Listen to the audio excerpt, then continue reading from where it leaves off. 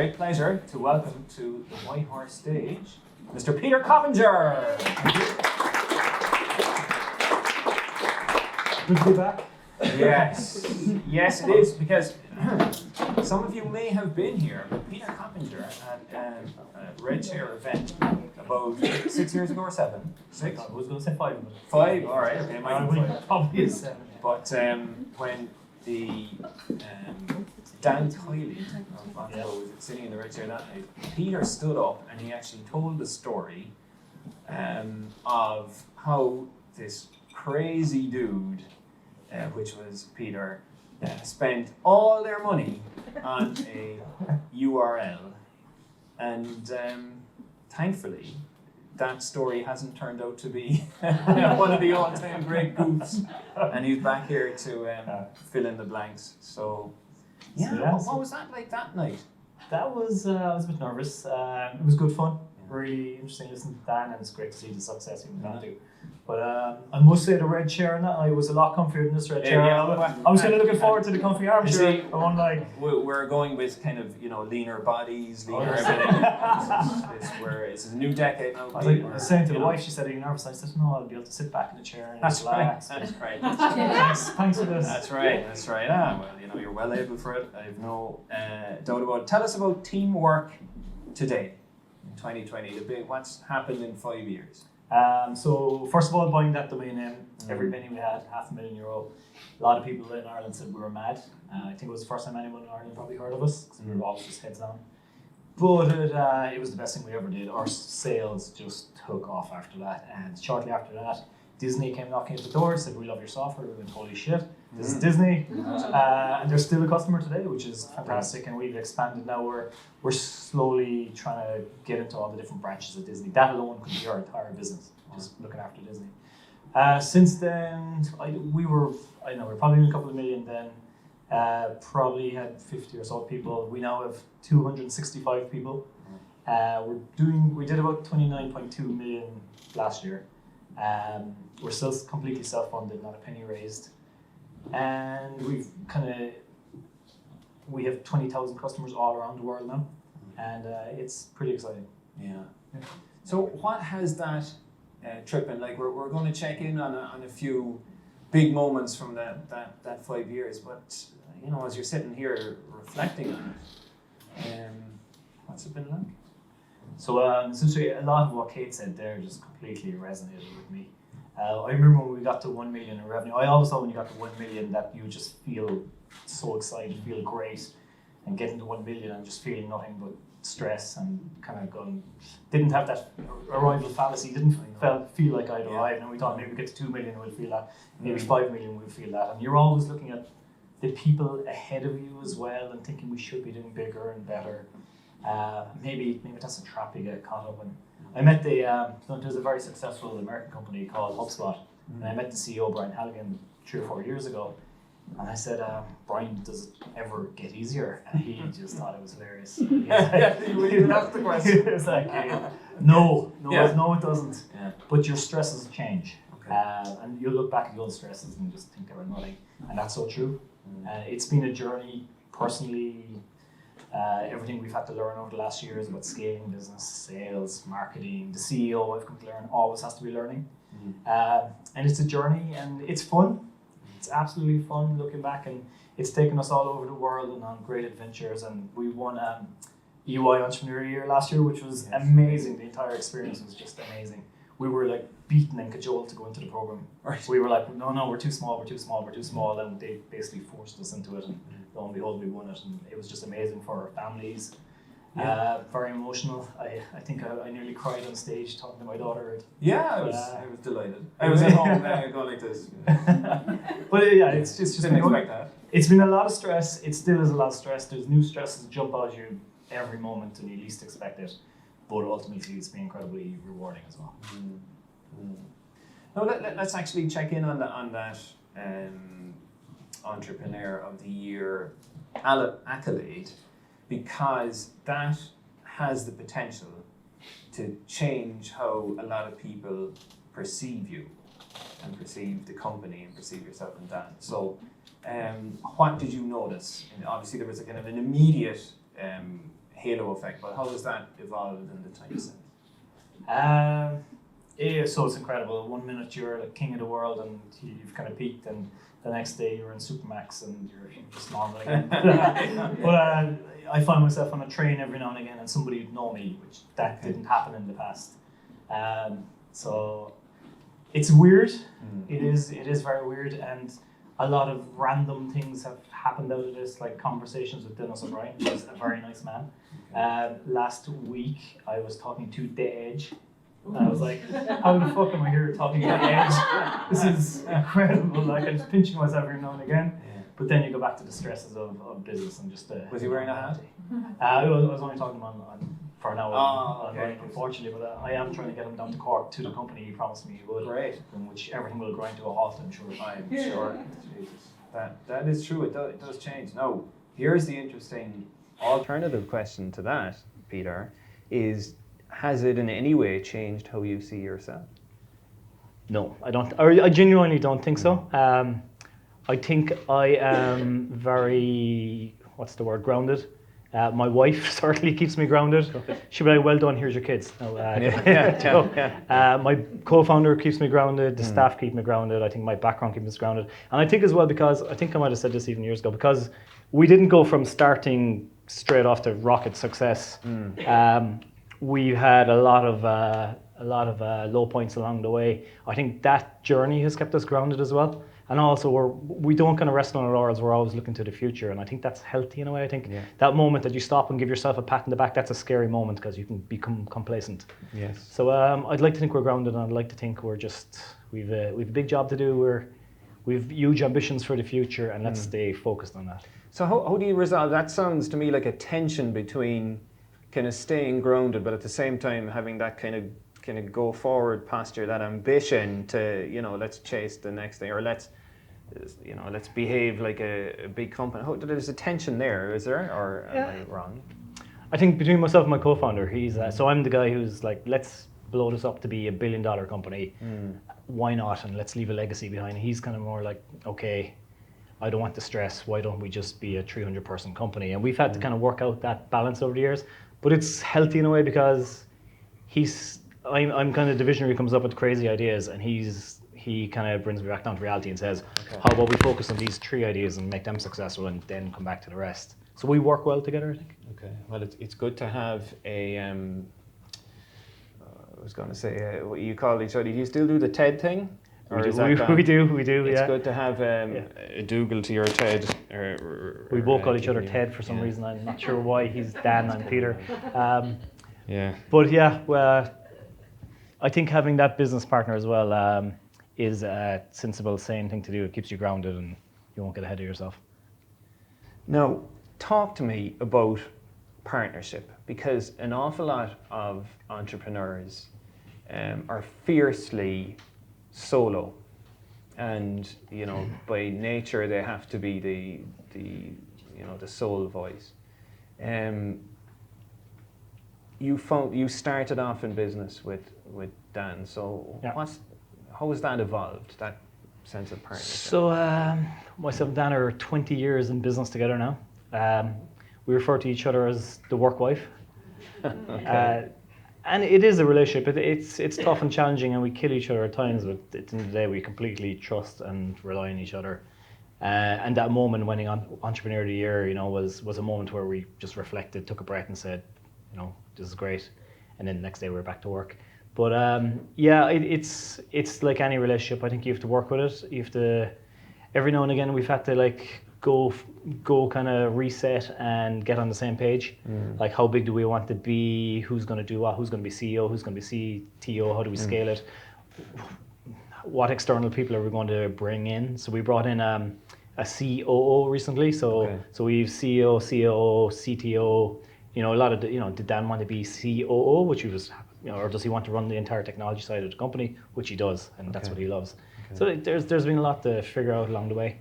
But Dan, I couldn't ask for a better business partner. I think back to what Kate was saying earlier on, it's hard to find like-minded people who are really ambitious. And Dan was the only other nerd I'd ever found who had kind of self-learned programming, and had a kind of entrepreneurial streak in him. And when we met each other in college, it was he was the only other person I'd met with the same kind of mindset, and we both wanted to get into business and take over the world. It's great to, yeah. No, it's great to find another one of those. What kind of, like, obviously there's a lot of people out there who are starting businesses, co-founding businesses, or are in the process of building, scaling up like your good selves. What would you say are the most kind of profound lessons in terms of partnership that you've learned, which may or may not be translatable, but which have you?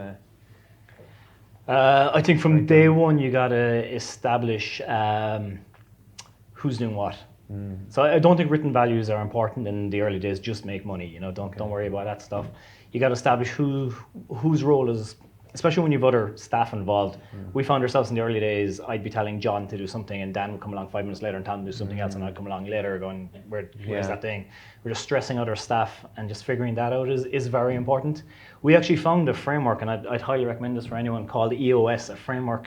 It's defined in a book that kind of gives you a template for how to run your company. Okay. And it's everything from how you do weekly meetings with every team, to how you run those meetings, to how you do quarterly planning, to how you do offsites, to how you do annual planning. It's got a kind of formula for it all. And it's just kind of taken all the stress out of trying to figure out how to run the company. And we just said, let's just do what's in this book. And we're now focused on running the company instead of the mechanics of it. So I'd highly recommend you check out this EOS framework. And it's kind of eating the world. We see it. A lot of people we meet around the world are running their company on this, and it's fantastic. Wow. But that's got us laser lined on where we're going and long-term vision and everything else. You talked about meeting Dan and identifying a fellow. Was a geek or nerd? You used the term, but I've heard you talk about doing stuff as a 10-year-old, and you even, which I was trying to relate to a little bit, struggling.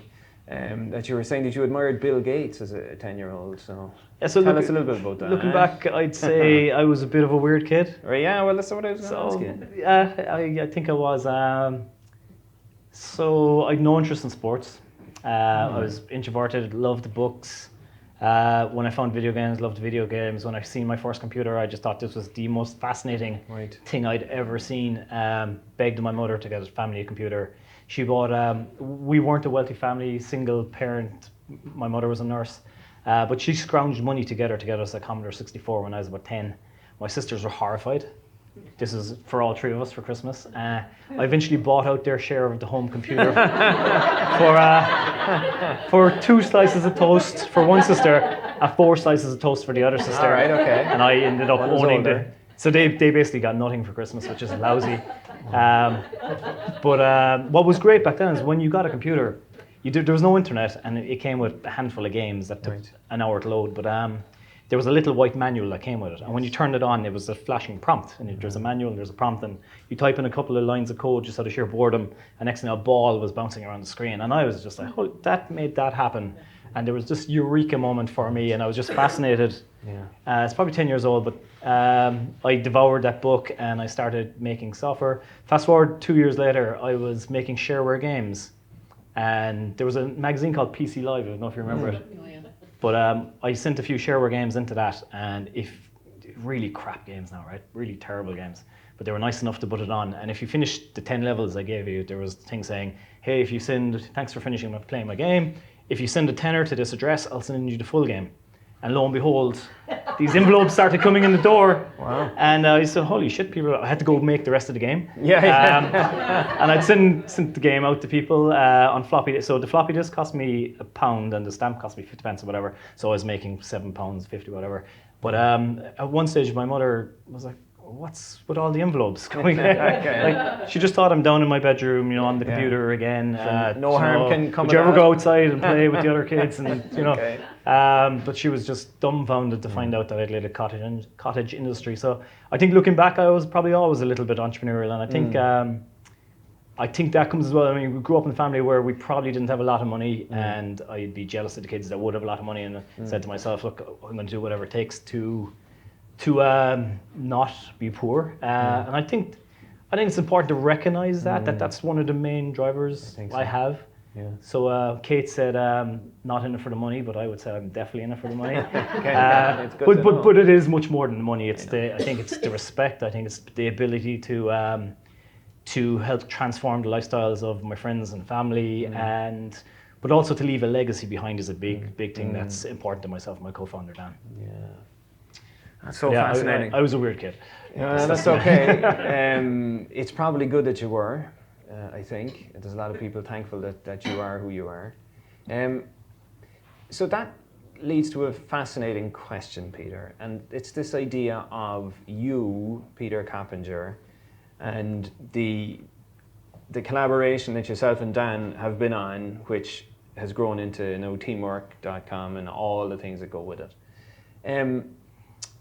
Sometimes, and you hear experienced founders talk about this, sometimes the growth of the work, the growth of the company and however it evolves, is moving at a different pace to the individual who's founded it or driven it. So there's sometimes when it gets ahead and you're going, holy shit, what's happening here? You're like, it's almost like the ground has disappeared. And then there's other times you're just so wound up with frustration that you want to keep things. So what's that been like in terms of that? It's really interesting. So my assumption was that the CEO of a scaling company would just understand everything that's going on in the company, and be aware of every little nuance going on in the company. It's nothing like that. It's more like it's a runaway train, and you're just trying to keep up with it, which is amazing in a way, but also learning to leave go is really hard. You're not going to scale if you hold on to every little thing, and you can't micromanage, and you got to trust your people, and course correct is needed. But all of this is really challenging. Like it's really interesting. I'd be walking into work some days, and there'd be a person walking beside me kind of heading the same direction. I'm kind of like, are they going to teamwork? I'm like almost afraid to say hello, but sometimes they'll turn off, and other times they'll kind of hold the door open, or I'll hold the door open for them. I'll be like, how are you doing? What's your name? And they'll be like, I'm John, I'm here 2 months. And I'll be like, holy shit, it's my first time meeting John. That is challenging. I actually kind of forced myself now. Somebody said that you have to know the first 200 names in the company, no excuses. Okay. So I took that to heart, and I used to like print out all the faces with the names and kind of challenge myself to just have a scan of it every night, especially the new people. But even at that, I am notoriously forgetful, and I struggle with names, and that is hard. Okay. But what's hard as well is myself and Dan are just two normal lads, and we take everyone for coffee, and we try to impress the values in the company on them. But we say to them all, please don't put us up on the pedestal, because people were doing that, and we didn't like it. We're just two normal lads. Just have a conversation with us if something is wrong. Our number one ask of staff is don't leave things fester, because it's inevitable in a scaling company that something's going to piss you off at some stage. It could be policy, it could be your boss, it could be something with a customer, it could be equipment, it could be something ridiculous. But the worst possible thing you can do is leave it fester, because we've seen that bubble up to become just crazy issues and just lead to madness. We also have a couple of really good rules, I think, in the company that things that evolved over the years, like myself and Dan learned over the years, that if we send each other kind of screaming emails, it's not a healthy thing, whereas if we just look each other in the eye, we'll have something resolved in seconds. And we've seen this play out again and again in the world of chat software and internal chat comms. We have a golden rule in the company that if you've anything negative that could in any way be negative, just talk to the person face to face or pick up the phone, and it just solves so much. So I'd encourage you all to take that to heart, because we all can be keyboard warriors, right? And things can be interpreted the wrong way over text. I don't know how we got onto that, but no, it's true. It's true. But no, it actually leads to an interesting question, that the nature of the teamwork offering, right? Which is, well, I'm not going to even attempt to represent it. I invite you to do that. But you're, building out this suite of various solutions that allows businesses to operate more effectively. But almost indirectly, you are getting this view into how people interact, how companies operate, which is like gold, right? I mean, you're learning all the time. You're almost like architects of how people interact. Yeah, it's really interesting. We can see trends in the industry. So most companies today are still run on email and spreadsheets. It might be a spreadsheet that's sent around, and it's crazy. Like we're we're into some of the biggest companies in the world, and they're still running email and spreadsheets. We're like, how the fuck did you get this big with email and spreadsheets? Yeah. And it's chaos, and they adopt teamwork, and we show them a better way and roll it out. And there's some really exciting projects on now. One I actually won't mention, but some of the biggest companies in the world that we're doing pilot projects with, that if we crack them open, the sky's the limit for the future for teamwork. But our vision, we can see that your typical scaling company today is using somewhere between 10 to 40 different SaaS applications for HR, for task management, for project management, for email, for every sort of thing you can imagine. And it's chaos. And they're completely separate systems. There's data in all these different systems. And what we want to do is build one business suite where there's no kind of data silos and where everything just automatically is streamlined. So it's an exciting vision, but what we've we're at an interesting inflection point in the company because we've always been proudly bootstrapped, and we've always had the opinion that kind of the world of VC capital is evil. All VCs are evil. We've told them they're evil. We want nothing to do with them, and we've been batting them away for years. And we've now realized that we're growing nicely, and we could stay growing nicely, but we have a once-in-a-lifetime opportunity to realize this vision of the business operating system, we call it. And we can see this is where the world is going. Yeah. And we think in a couple of years' time, there's going to be a few big companies with a disproportionate share of the market, and we want to be one of those companies. And we're not going to do that with our kind of current rate of growth and being bootstrapped. Like, we have this $1 billion vision for where we want to go, and we're trying to do it self-funded, and it just doesn't marry. So, hate to say it, but we're finally going to the dark side and taking venture capital this year. So we'll be announcing something hopefully in 6 months' time or so. Wow! So that's a big step. So what does that feel like? Because it's like there's an uncertainty that comes into that. So it's weird because it's our baby and we made it, and it's all we think about. I think about it 2 o'clock at night. And now you're leaving someone else in. We gave 10% of the company to staff. Okay. We did that a year ago, which I think is the right thing to do. And because ultimately, we can't do this forever, and we're bringing great people into the company, and we're saying, look, you stick with us, and there'll be a big payday for you someday. So kind of naturally, won't be able to do this when I'm 70 years old. So where do you draw the line, or where does the company go from there? So there's going to have to be some sort of liquidity or exit event in 6 or 7 years' time. It's kind of natural. But I do want the company to go on to greater things, even when I'm personally out of it. But kind of letting other people in is tough. It's really tough. Yeah. And what's really important, the reason we're kind of taking 6 months to do this is we want to make sure that we don't just get some asshole investor in who just doesn't really care about us and the vision for the company and just wants to turn the screw. We want to get someone who's decent to work with and who understands what we're trying to achieve here. Yeah, well, that is, as you say, a game changer. Give me a sense. You talk about this vision, but this kind of unifying collection of suites. How give me your spiel on that. How does that knit together and so on? Yeah, so it kind of started. So we built Teamwork because we needed something to help us run our company. Short story. We needed something to help us run our company. We tried everything that was out there. There was nothing good. So we built Teamwork. Then our customers who love Teamwork are asking us what help desk integrates with Teamwork, and we were like, well, nothing. But then we were always fanatical. We still to this day have fanatical support. I think it's one of our strong points with our customers. So we weren't really happy with the support offerings out there either. So we built Teamwork Desk, and we made it so that they kind of integrated together really tightly. So you could use them as standalone, but if you use them together, it's kind of magical. And our customers love that. And then that just kind of evolved kind of naturally. And then our vision is like, couldn't we build all these kind of core bits of software we need to run our company? What if we were to build a suite? Because our brand name is so strong that we could build an entire suite under it. So it's kind of evolved over the years, but and now we see that the entire market is heading that way, and we feel we might be a bit ahead of the curve. But the dream is the business operating system. Yeah. That's what we call it. So we want about 10 products in the suite. We'll do everything from your HR to your work and project management to your staff management to your accounting to your marketing. We're going to have it all under one roof. You can use bits of it, or if you use all of it, magic will happen. Yeah. So watch this space. Some beautiful phrases there. One thing that occurred to me as you were saying that you've learned a fair bit, on the theme again of you're outward seeking, you're seeing how people are interacting. a few years ago when you moved to your new building, you let start-uppers in the SaaS space move into your old building. So just give me a sense of what you've learned from that project and that experience and what you've noticed about those guys. So I've taken you back before. So myself and Dan, we did a kind of offsite and we're thinking about like what do we want out of the company a few years ago.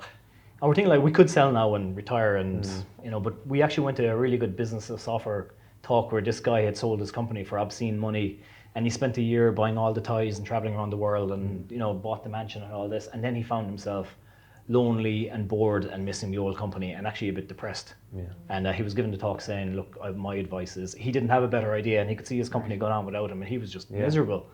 And I thought that I really took that to heart. So I'm kind of in this for the long term. But thinking about where we were years ago and how we had to go into the kind of consultancy. I didn't tell you this to start, but we were a web development agency for years and then e-commerce and then making applications for about 7 years. And I think that in Ireland, Enterprise Ireland are great, but they only have one product, which is kind of matched funding, pushing you down the VC route. And I think, I look at Israel and they're known worldwide as the startup nation. And they're kind of like Ireland, they're an island nation in a way in that everyone around them wants to kill them. But not that everyone wants to kill us, but like, you get what I'm saying? So Ireland, we don't have a physical link to the rest of the world where, shipping physical goods is tough and it's more expensive than even the UK, which has the Channel Tunnel. But I think we're smart, we're hardworking, we're perfectly positioned. I think we could be all in on intangible goods like financial services and software, and we could have an incredible future for our little nation. And Dan feels the same. And we're looking at what Ireland Inc. is doing, and we don't have that mindset. And what we're trying to do in our own little way is show the world that, yes, you can build a successful world-scaling company out of Ireland, headquartered in Ireland. You can sell east, you can sell west. We're smart, we're hardworking. We're not as crazy, as expensive wage-wise as America is, and hopefully leave a bit of a legacy behind. And if we can encourage more startups to spin out, to see how we're doing and to give it a go and to think about global scale, I think that would be a great thing for our nation. So when we found ourselves with spare office space, we said, why don't we kind of, instead of just talking about this and preaching at Enterprise Ireland that this is what you should do, why don't we actually kind of show them? So we'll spend a bit of our own money, and we have this incubator program where there's, first of all, no red tape, because we feel strongly that there's just too much red tape with just about everything in Ireland. As long as you're export oriented and you're in software and you're ambitious, we will give you free coffee, free desk, roof over your head, fantastic internet, and a bit of advice. And we have about 30 people in it at the moment.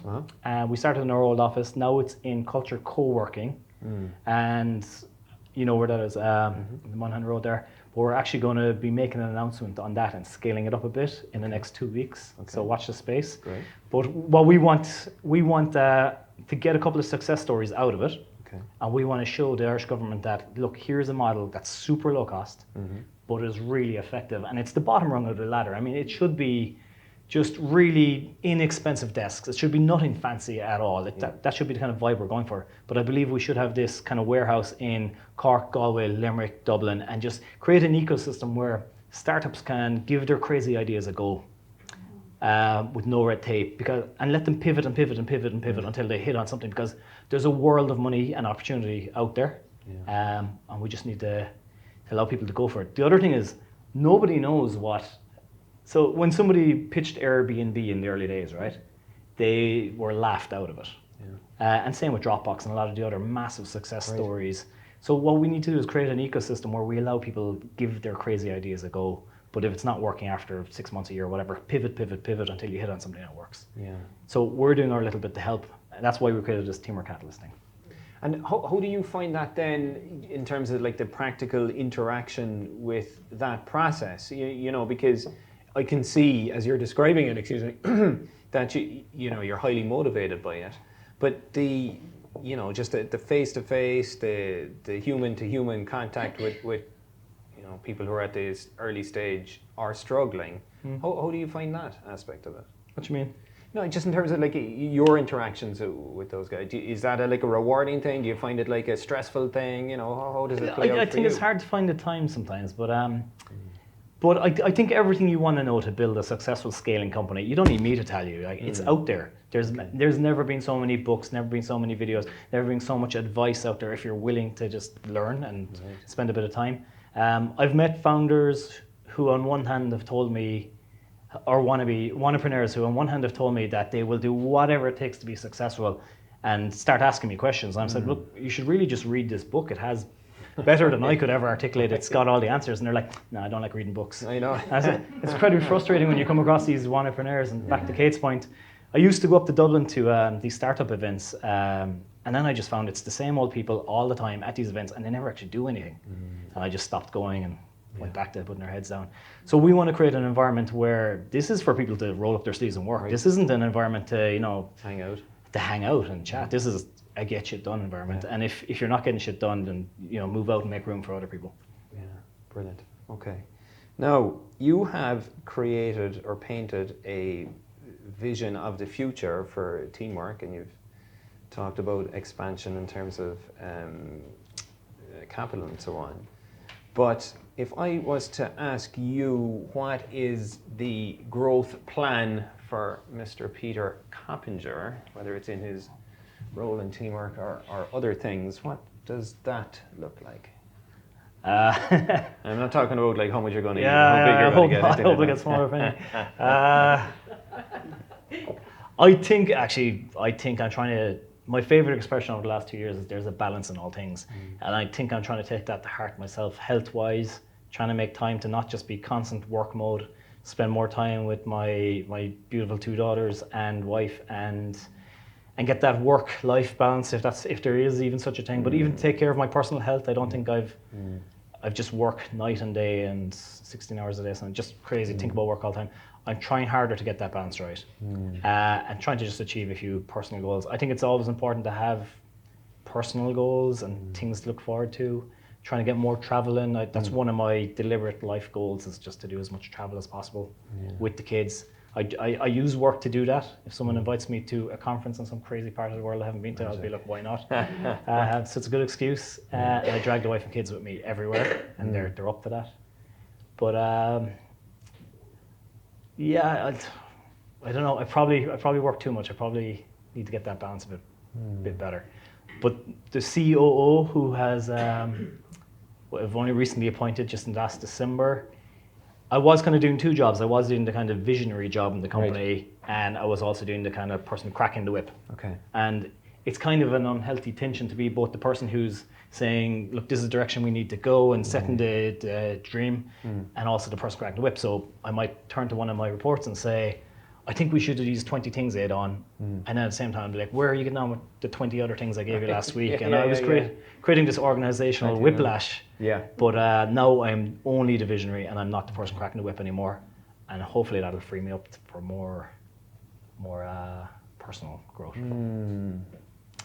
Similar question to what I asked Kate, connecting back to the young fella who was getting the tenors in the envelopes. I wonder what he would have made of this fella sitting here in the red stool tonight. I'll be honest with you, I always thought that I was going to, even at 10, when I first heard of Bill Gates, I was really inspired by him. But just the thought that with software, you can, just with the power of your brain, that you can create something that scales infinitely to the world. I thought that's kind of magical, and it is kind of magical. And that it's such a level playing field, the internet and software in general. It allows someone like me from Ireland, from Bantry, to create a company that competes with the world. I think that's a magical thing. But I always knew, even when I was 10 or 11, that I wanted to build a world-conquering software company, which is probably a weird thing for a 10-year-old. So I would, I'd say, you're where you're meant to be, maybe. Brilliant. Maybe he'd say you should be ahead of where you are now. Maybe. Well, Peter, it's been a pleasure for us to listen to your story, and I'm certainly delighted that you're where you are today. So onward and continue. Thank you for your time. Thank you. Now.